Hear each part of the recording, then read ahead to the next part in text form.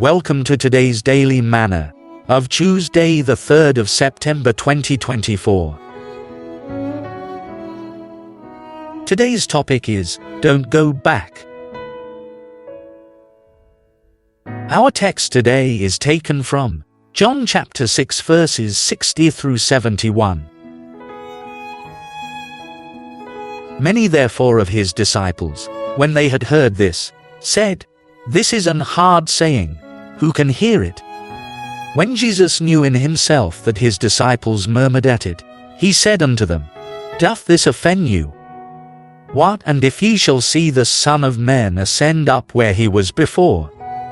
It is the Spirit that quickeneth, the flesh profiteth nothing. The words that I speak unto you, they are spirit, and they are life. Verse 64. But there are some of you that believe not. For Jesus knew from the beginning who they were that believed not, and who should betray him.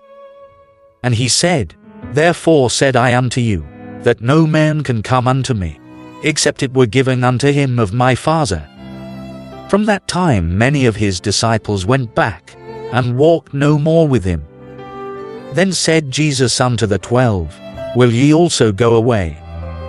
Verse 68. Then Simon Peter answered him, Lord, to whom shall we go? Thou hast the words of eternal life. And we believe and are sure that thou art the Christ, the Son of the living God. Jesus answered them, Have not I chosen you 12, and one of you is a devil? Verse 71. He spake of Judas Iscariot, the son of Simon. For he it was that should betray him, being one of the 12.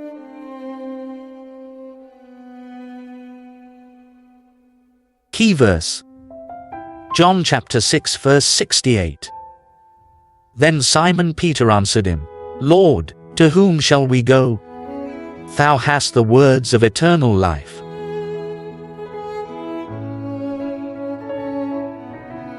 One night in the early 1790s, after another defeat in his 10-year battle against the slave trade in England, William Wilberforce became discouraged.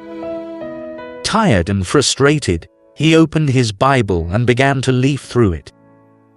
A small piece of paper fell out and fluttered to the floor.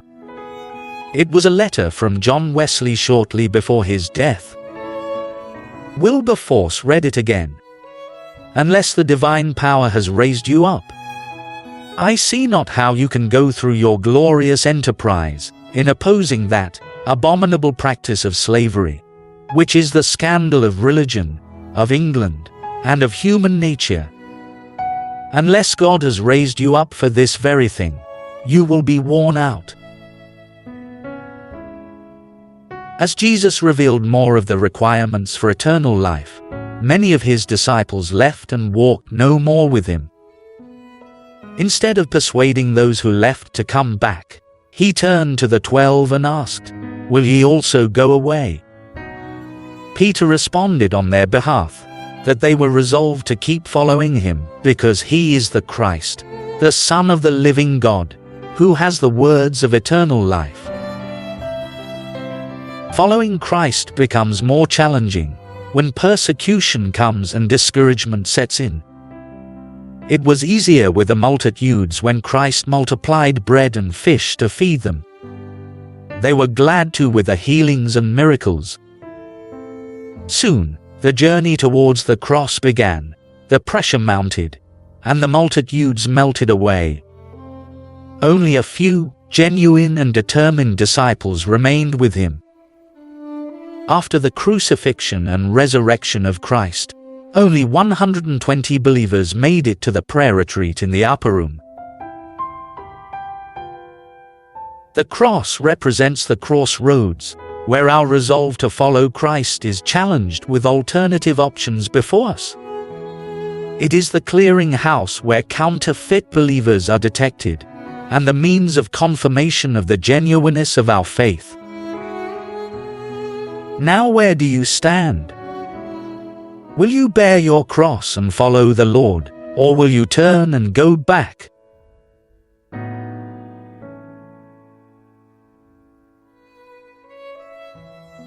Thought for the day. The true test of faith is the cross. The Bible in 1 year. Read by Alexander Skirby. Leviticus chapters 8 to 11.